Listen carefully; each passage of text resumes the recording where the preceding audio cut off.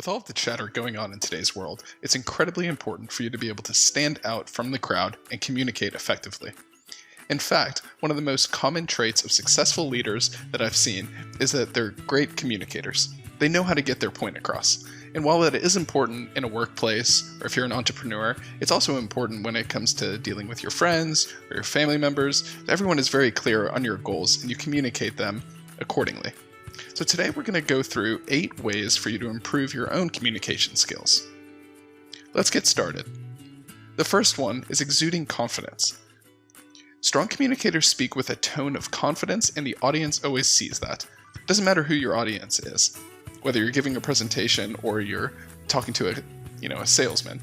Your tone and your delivery, if it's unassertive, the audience will sense that and not believe in your points. By exuding confidence, you are showing that you very much believe in what you are saying, and they should as well. Number 2, be honest. Don't go ahead and try to pass half-truths off as facts, but instead be honest and build trust with your audience. It will go a long way. People will see directly through you if you're trying to pass half-truths as facts. Number 3, solicit feedback. Effective communicators will ask questions throughout their discussions in order to make sure that the audience is engaged and on the same page. Number 4, read body language. While it's important for your own body language to exude confidence, it's equally important for you to be able to read your audience's body language. It's easy to tell if your audience is engaged just by looking at how they are listening. If you sense negative body language or distraction, it may be time to change up your approach on the fly. Again, this is important when you're giving a presentation to a large group, and that's obvious. You can kind of look in the front row, see what the crowd's doing, kind of pan the room, and if you're seeing a lot of slouching and seeing people not really paying much attention to you, maybe ask a question to the group or do something that'll kind of move around. But it's also important when you're talking to other people, and that could be one-on-one.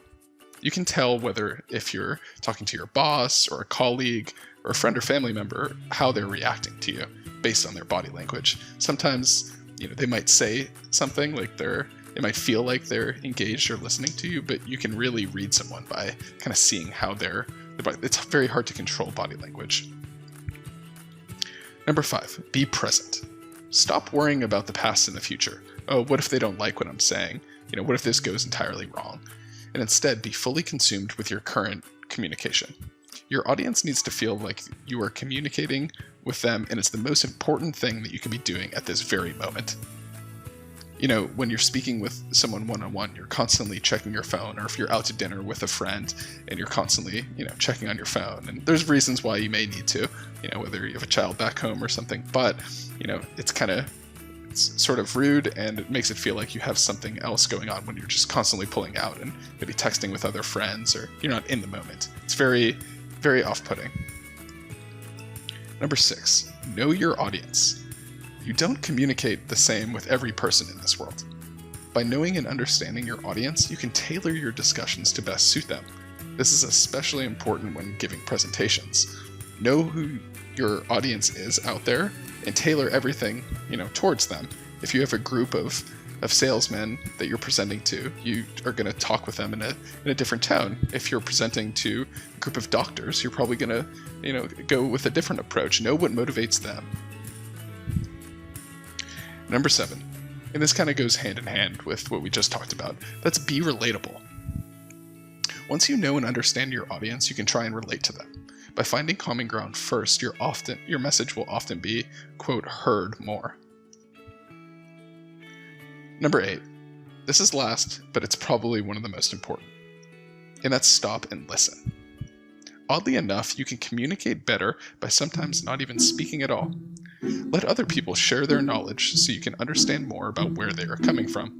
This helps people feel that what they say truly matters and you aren't trying to push your agenda. When you think back on some of your recent conversations, did you feel like, oh, I was kind of talking the whole time? Yeah, that's happened to me before as well.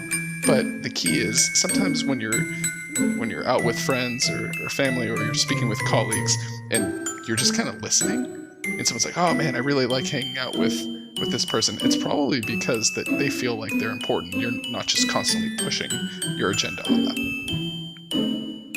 take these tips that we discussed today and apply them to your life to start becoming a better communicator in your workplace, at home, and whatever your goals may be.